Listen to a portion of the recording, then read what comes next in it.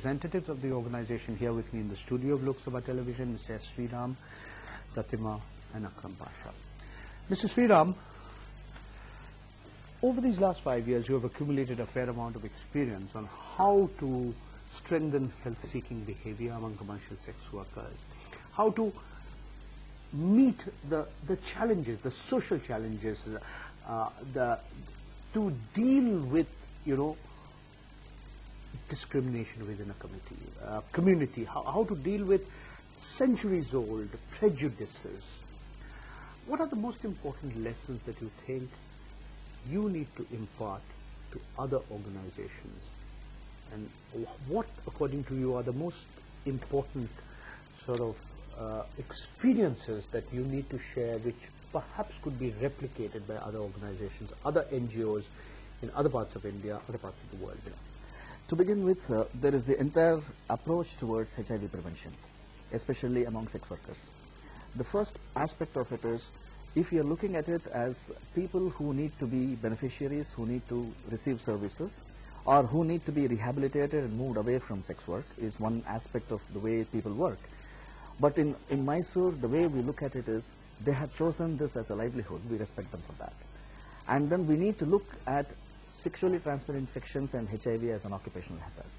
The moment you look at it as an occupational hazard, you have a whole gambit of responses that you can bring into force.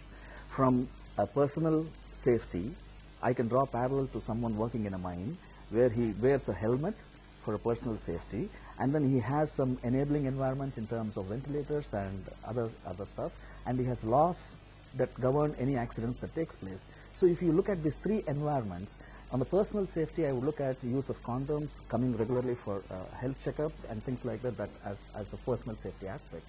And an enabling environment where we reduce violence around the area in which they work, so that they're able to control their lives. And a larger area, now we need to look at the Immoral Trafficking Prevention Act and how it infringes on the rights of sex workers, because the act that calls them as commercial sexual exploited people also has sections in it which empowers the implementers to arrest them.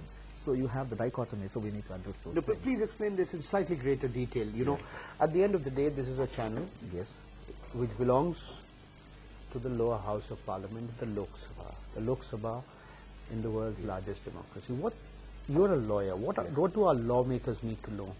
Some key messages you want to leave behind for them. Yeah.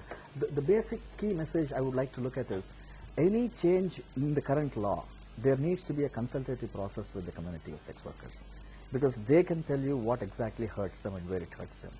For example, if a woman can be arrested for soliciting from the street, and it leaves a gray area. Why not the person doing the soliciting? But it leaves a gray area, because the section says that even eyesight, signing her calling the client with gestures of hand or the eyes is also akin to soliciting. So that leaves to police a lot of things to interpret and kind of foist.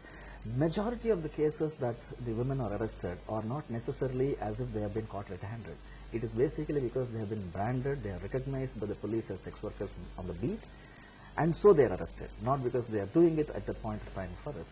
So that is there are certain such sections which really are against the women. Okay.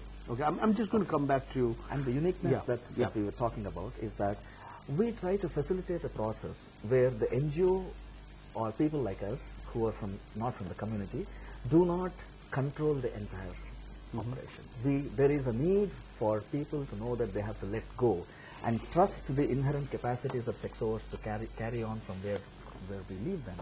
We can facilitate and give them technical support from the back, but we need to facilitate a process that they need to do the work on the field. And this is something that needs to be replicated across the country, and that's what makes it more unique in Mysore. Okay. And already the process of replication has started, because for the past 5 years, community members have been